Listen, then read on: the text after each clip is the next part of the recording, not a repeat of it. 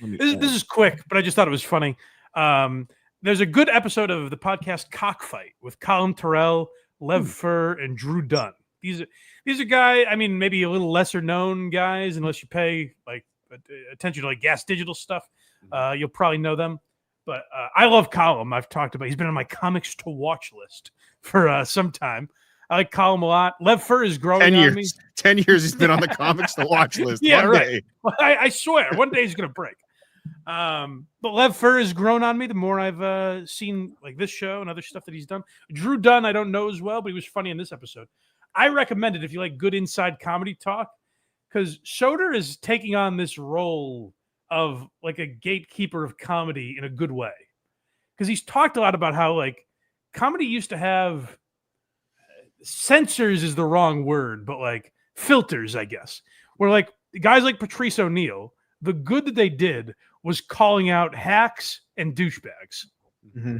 Like when people were doing stuff that was out of pocket, as the kids say, Patrice and like the Comedy Cellar table crew would rag on them mercilessly. It's like what Patrice and DePaulo and Colin Quinn and those guys were great at, was kind of policing comedy in this way and keeping it pure, for lack of a Keith Robinson, even. Let's throw him in. Keith Robinson, another good one.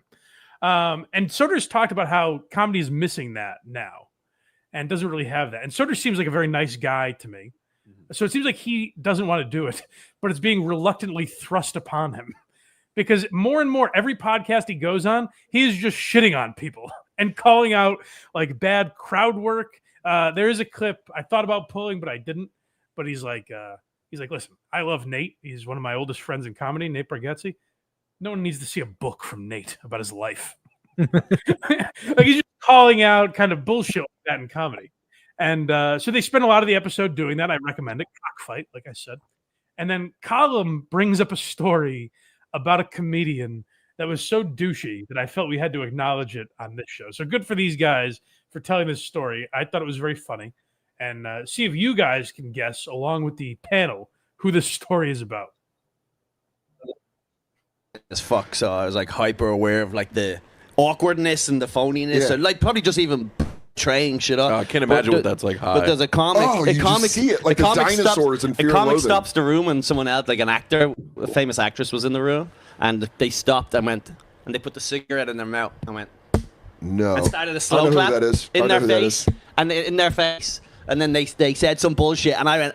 I know who you're talking I just about. walked out of the room. Have I told you before? No, I knew someone else that was in that moment with you. The slow clap around the room. Told me about it. And then I just walked out. I literally was like, I couldn't believe it. I walked out of the room, and then I walked home to the hotel, and I literally recorded it on my phone, and every little detail. It was you that told me. Because I had to record it, because I had to remember. We discussed this, because if I did an impression of the person, people would know. That's why I'm not doing it. People would know. If you do even kind of an impression of the person, they absolutely know. Another unbelievable actress. Did I guess it? So Tony Hinchcliffe is at the Comedy Store, and some actress walks in, and he starts a slow clap. What a tremendous douchebag! I'll give Tony Hinchcliffe this. Like, he allows people to come on his show and call him out, and he does things like the roasts that he's on, like Louis J. Gomez's roast. Like, Shane made fun of him for having the I roast license plate and doing Joker impressions because he thought he was going to be the next Joker. Like, Tony will take a beating for that stuff, but what a tremendous, arrogant prick he is becoming. It really is insufferable. I'm going to answer it. Yes.